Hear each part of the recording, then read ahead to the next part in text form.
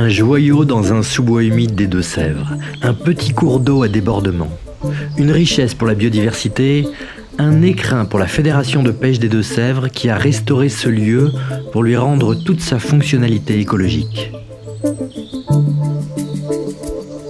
Là, ici, à l'endroit où je vous parle en ce moment, il n'y avait pas du tout de cours d'eau qui passait. Là, on a vraiment tout recréé. En un an, on a eu une explosion de la biodiversité qui est incroyable, quoi. On ne s'y attendait pas à autant. Donc là, on vient avec ces travaux retrouver la fonctionnalité de ces zones et retrouver tout l'intérêt biodiversité et surtout en parler pour sensibiliser les gens sur l'intérêt de ces secteurs. La Fédération des Deux-Sèvres n'a pas hésité à acquérir une ancienne zone humide qui avait été transformée illégalement en étang. Elle y a mené d'ambitieux travaux de restauration. L'étang mis à sec, la Fédération a replanté une végétation typique de zone humide. Puis, plus de 950 mètres de méandres ont permis de reconnecter les 4 hectares de boisement aux 4 hectares de la zone humide recréée et aux 2 mares d'une surface totale de 600 mètres carrés. Coût de l'opération, 300 000 €. Donc historiquement, à l'amont du site, le boisement amont était connu pour avoir une des dernières populations de grenouilles rousses des Deux-Sèvres. Et les travaux ont fait exploser cette population. Elle a recolonisé tout de suite. Et on ne pensait pas que ça réagirait aussi vite, quoi.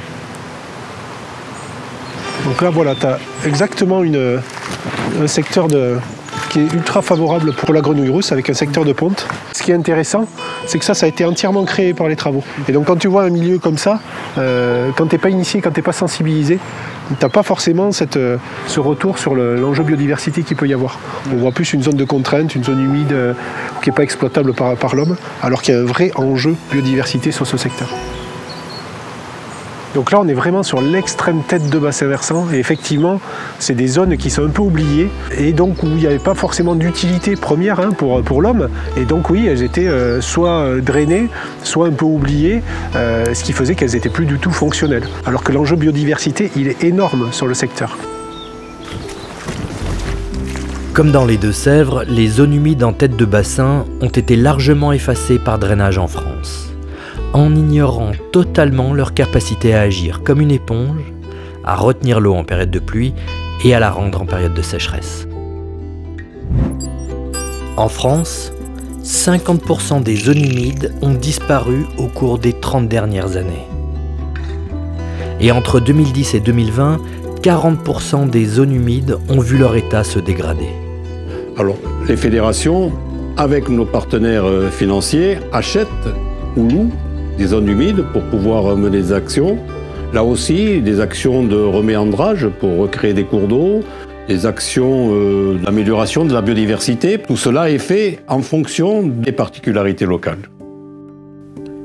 La Fondation des pêcheurs est aujourd'hui propriétaire de 20 sites de zones humides pour plus de 300 hectares et 10 km de berges de rivière.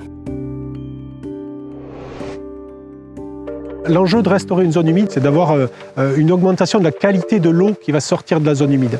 Le fait d'avoir des racinaires, une eau qui s'infiltre lentement dans le sol, va la nettoyer, va l'épurer, elle sera de meilleure qualité.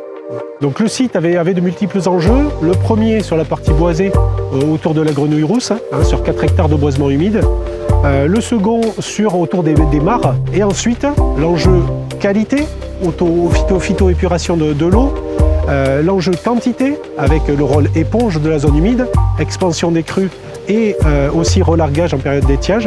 Et enfin, l'enjeu biodiversité qui a explosé et où vraiment on a été surpris de voir la réaction de la biodiversité sur ce secteur. Le combat des zones humides, afin de les préserver, c'est le combat des 10 prochaines années.